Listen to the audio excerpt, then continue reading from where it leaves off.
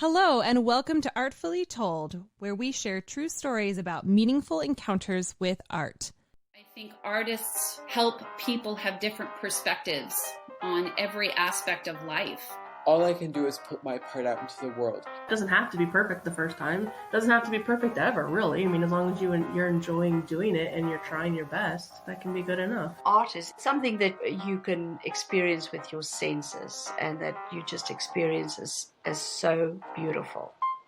Hello, welcome to another episode of Artfully Told. My name is Lindsey, and I am so delighted to have as my guest today the absolutely wonderful Erin Paige. She is a fantastically uplifting human being, just so full of grace and kindness and empathy towards the world. So she is a coach. She is an author. She has her own journal that I've actually had the privilege to go through, and it's just incredibly uplifting and inspiring. And she is also an artist. She paints and has a few different avenues for her art, and I'm just so excited to be able to talk with her today and share her with you because I know you're just going to get so much from her. So thank you so much, Erin, for being here. I am so excited to have you. Oh, well, what a great intro. Thank you so much, Lindsey, for having me today. I'm just as thrilled to be with you as you say you are with me. So this will be a wonderful moment in time and space to be creative together. I'm so excited. Thank you so much for having me. Of course. And I would just love to hear a little bit more about you and about, what you do and your art, if you don't mind just kind of sharing a little bit about that. Well, of course, I would love to share. Well, let me just start out by saying, and I believe that if you are an artist listening to this, that you probably can relate as well, that I was born an artist. So I grew up in a creative family. I was fortunate enough to have a mother that was and still is extremely creative, more on the abstract side. And my father, bless his soul, he was a mechanical engineer. And of course, when you hear about an engineer, you think very analytical. And that was true with his artwork. He was creative, but more in the realistic realm.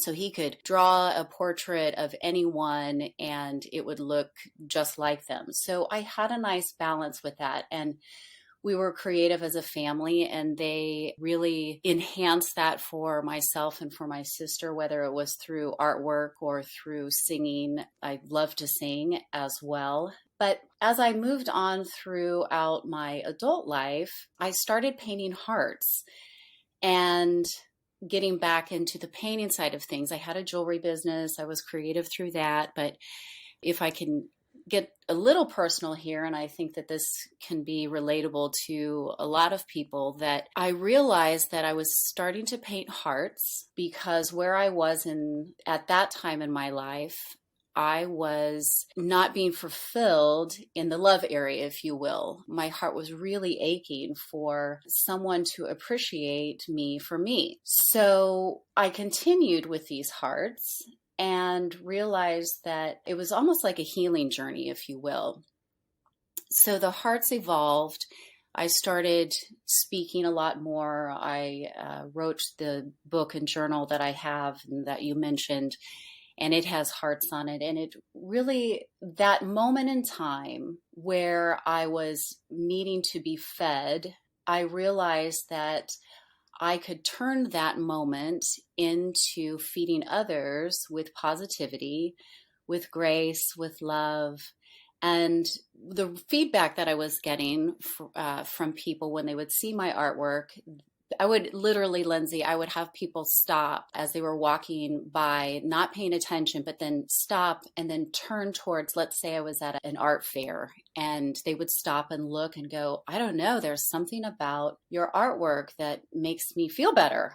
And it was really quite powerful. And I think when you hear that enough times, you realize that you are really living in a present moment and you are gifting the world with your gifts. And I think a lot of artists, that's exactly what they are doing. And they are gifting their unique gift through the arts, whether it's dance, singing, or in my case, painting hearts. So I take what I do very, very seriously. So when I'm writing or whether I'm getting ready to work with people, in a workshop that is still very heart-centered, I make sure that I'm in a very positive place. If I am in that creative state and I feel like my energy is down, I will get up and go on a walk, for instance, or I'll meditate or I'll pray, just to make sure that what I am infusing into the artwork is pure positivity, pure love. I really like to say that I create in love and I give in love. So, I really take that to heart. And I've got a couple examples, if I could share. One of the things that I create are love tiles. And they're on 4x4 tiles, and I paint hearts and I paint dots around them. So what I call like the energy is radiating out and the love's radiating out to people. And it comes in a gift bag with an easel and my inspirational card. I call it my wallet card, so people can keep it in their wallet and be inspired whenever they need to be. I had a client of mine purchase 2 heart tiles, and she gifted them to her grandchildren, and they're young. And she called me and she said, I have to tell you about how I presented these heart tiles that I purchased from you to my grandchildren. She shared it with me, and it was so precious, and I just felt so overwhelmed with joy that what I was putting into the love tiles was being received by these young children. And she explained to them that it was created by a real artist, is what she said, a real artist. Oh. And it was created in love, and that these tiles, no matter where her grandchildren would be, that she as a grandmother, she was gifting this piece of artwork to them to carry with them wherever they go, and she would always be there with them. Oh. And she said, I just wanted to share that you are gifting your light into this world, and your love tiles are doing that. And I just couldn't appreciate that comment more than I just had no words for it. I got a little teary-eyed. And I know there's a lot of creatives out there that are wondering if their creative talents are being received. And I'm here to tell you that they are. If there's any doubt, well, just don't have any doubt that when you are living on purpose, you are doing good. You are being of service to others in the world, whether someone verbally tells you or not. So the second part of this is just a few days ago. Well, yeah, it was just a few days ago.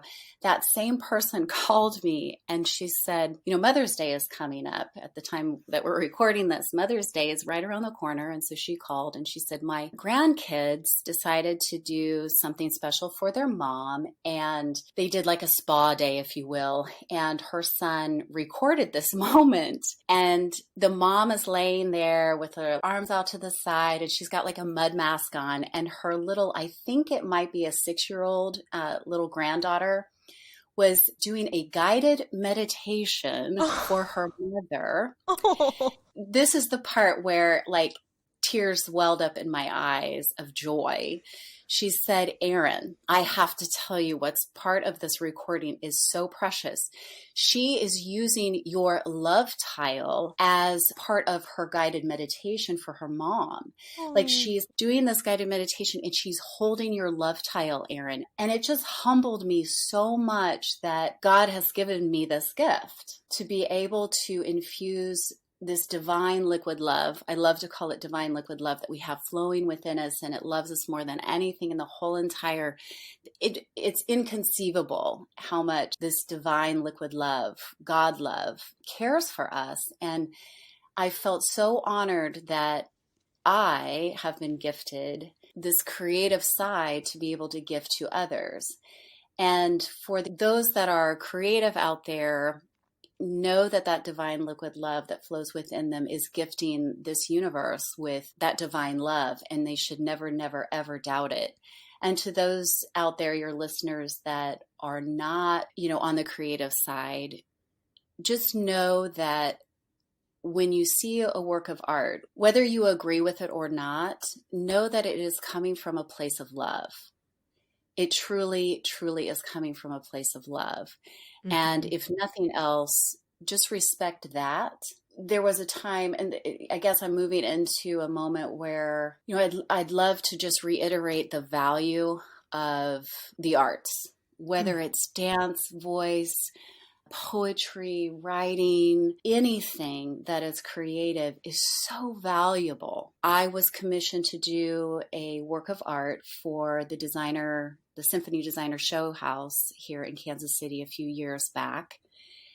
And I put so much of my personal love, that divine liquid love, went into it. It took several days to create the work of art. And I have to tell you, Lindsey, as soon as I finished it, I wished I didn't literally do this, but I could have slept for 3 days because I gave so much of my soul. Yeah.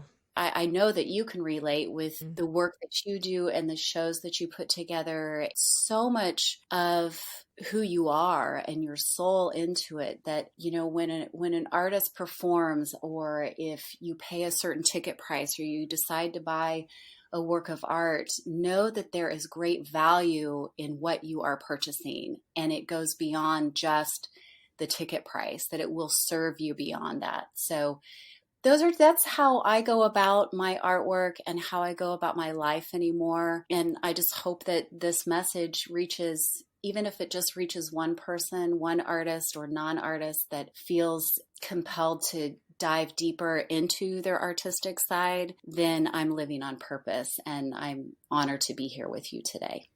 I love that. Yeah, I love that you brought up the fact that you don't know who you're impacting through your art. And it can even be something where, whether you consider yourself to be an artist or not, which I, as a little aside, think that everyone is an artist in their own right, but whether you consider yourself to be one or not, still have something to contribute to help make the world more beautiful.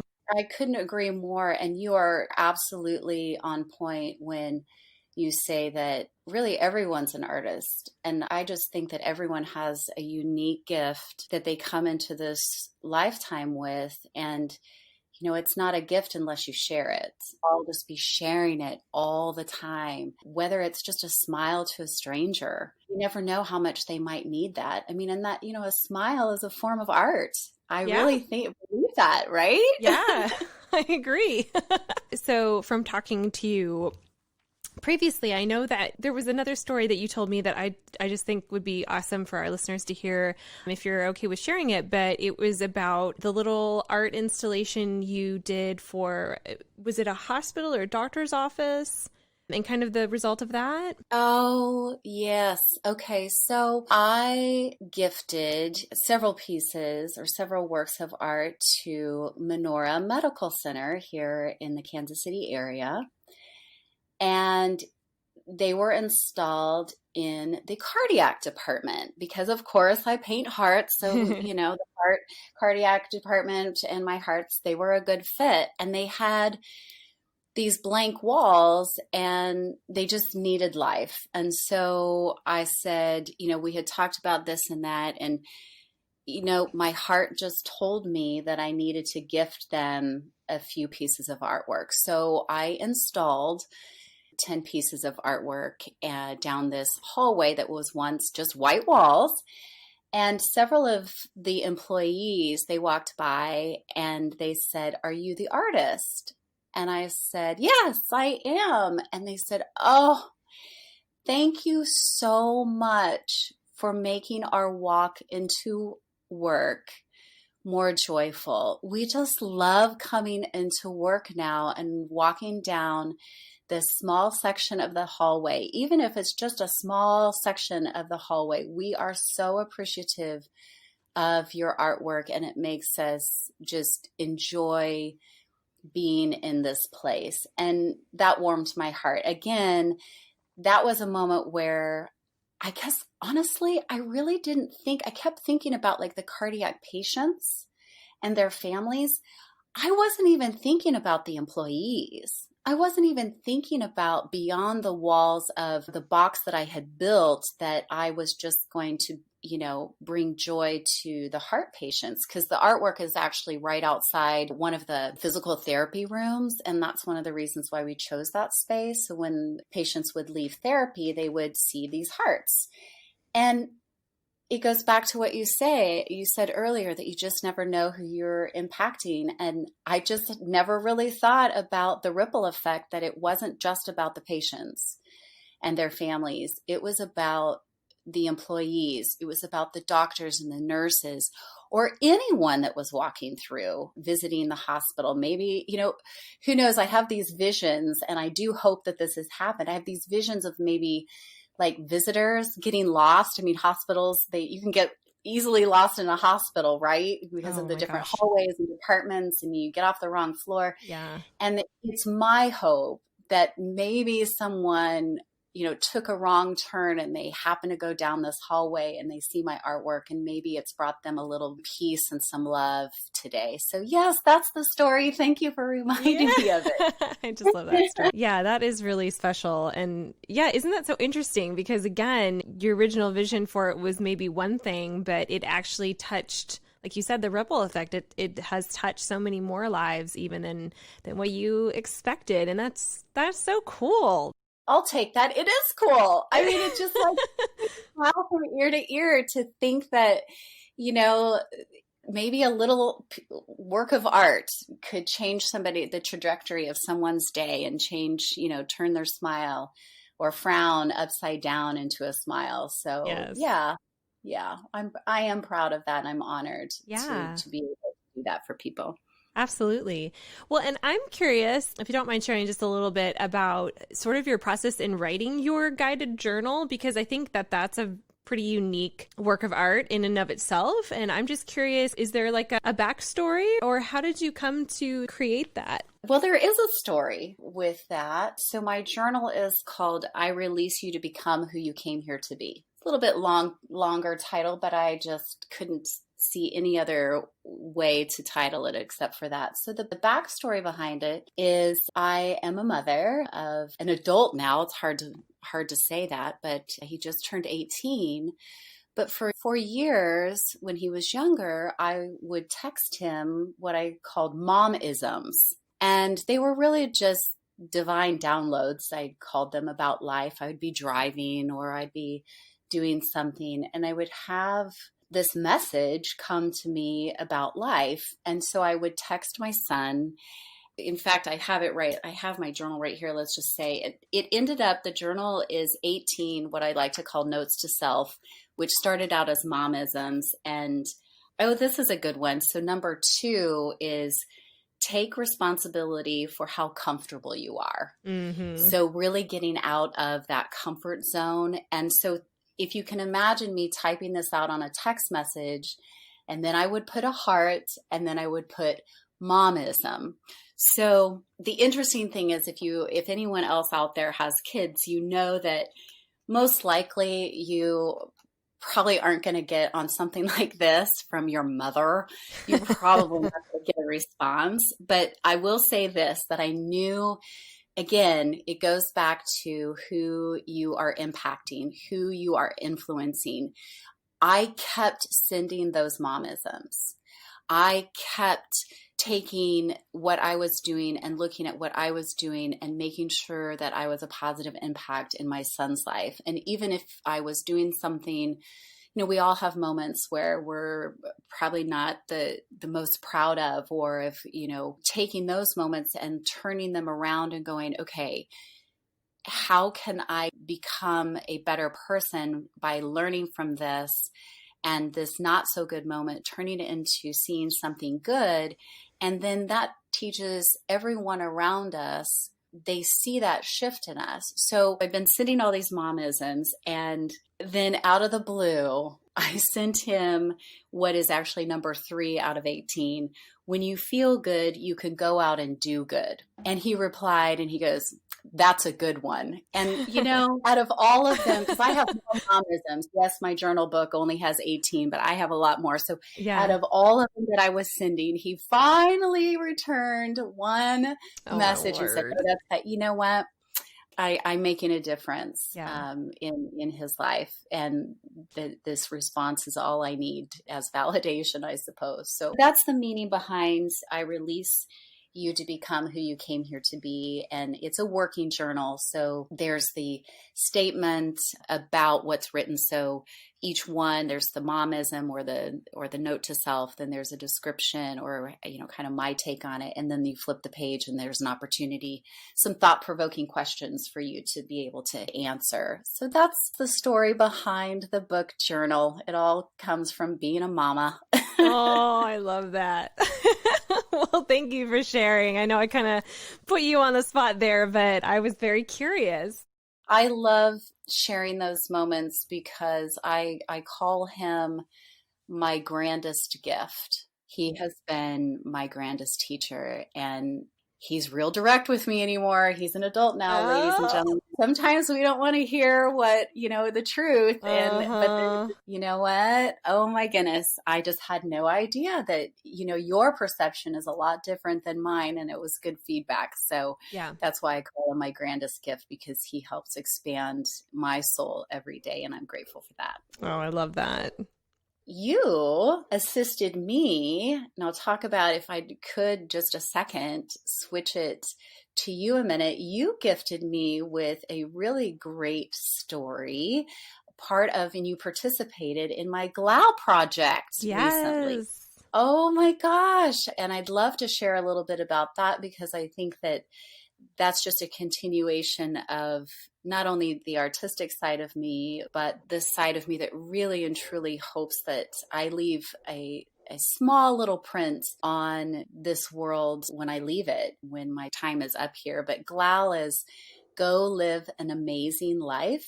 And that was just another message, if you will, where I was having my pity party. Okay. We all have them. I always say that everyone has the right to their pity party. It's how long you stay at the party that matters.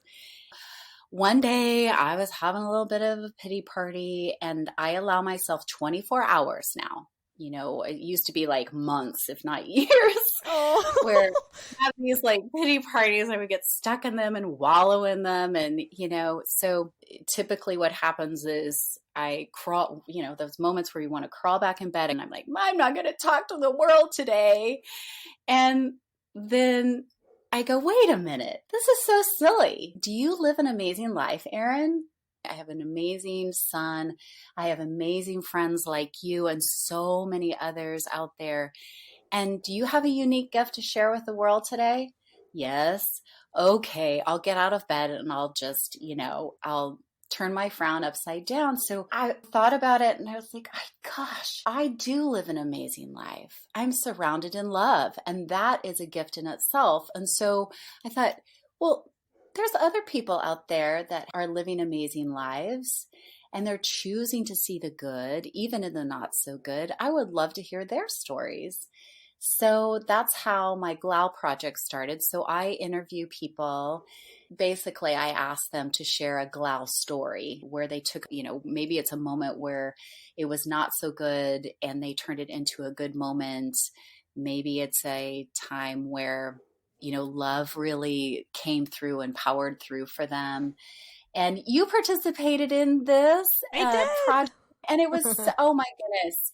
You gifted me that day. I thought about that for so long, how you too, through everything that you do, you are impacting the world. And you had shared about, a couple people coming to you and expressing how much they appreciate you and the light that you're shining out there. And we're all in this together. I mean, we're all sharing similar experiences, and we should all just be sharing the unique light that you are. So that's my GLOW project, and it's really taking off. And I just can't wait to hear other people's stories, because I am completely blessed every time I listen to one. And So I'm just going to say one more time, thank you, thank you, thank you for participating in my project and being a part of it.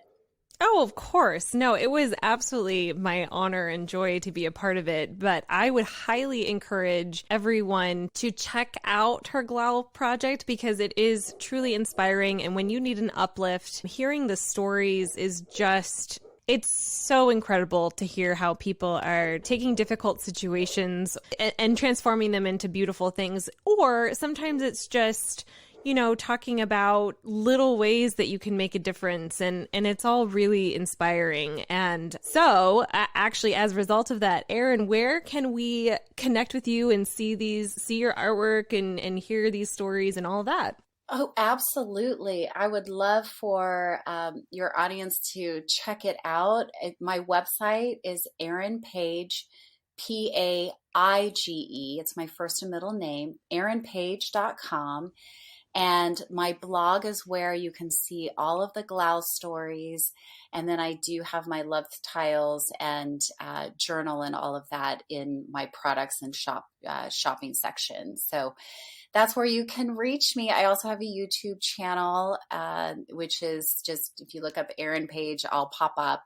Yeah, thank you. You definitely want to check out what she does and her work because it is really beautiful and inspiring. But Erin, I have a couple questions, if that's okay, that I like to ask my guests, if that works for you.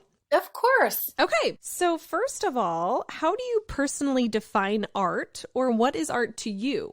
Art to me is an expression of the soul. And I think that just comes in many forms, whether it's a street performer that feels the need, even a little kid that is dancing to some music, I consider that art. So really anything that you're inspired to do that your soul is telling you to do. That's how I see art. Oh, I love that very much. And what do you think is the most important role of an artist? To be authentic. I think it's vital as an artist to be as true to yourself as you possibly can. Mm-hmm. To be as authentic. Oh, I just got covered in goosebumps. Woo! That's how I know I'm speaking from my authentic self. I always tell people, yeah, just to be as authentic as possible. And that serves others. If you're not showing up in your most soulful, authentic self, you are denying those of us that are looking at your art, watching your art, listening to your art. You are denying us that divine gift. So please, please, please, I think it's vital for artists to be responsible in their artwork by being as authentic as possible. And that's what I have to say about that. I love it. Thank you.